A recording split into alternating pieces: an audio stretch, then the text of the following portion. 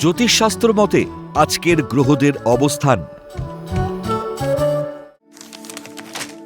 চন্দ্র অবস্থান করবে মকর রাশিতে শ্রবণা নক্ষত্রে।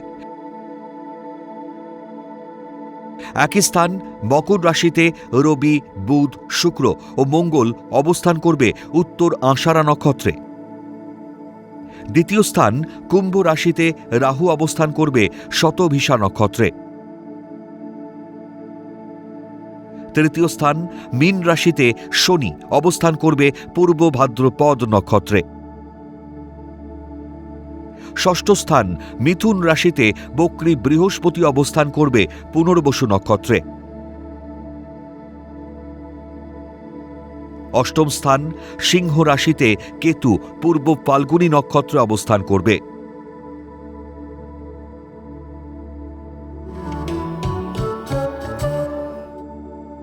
আজকের দিনে জন্মগ্রহণ করলে রাশি মকর,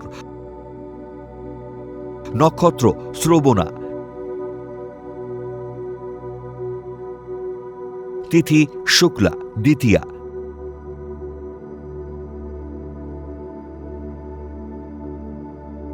গণ দেব।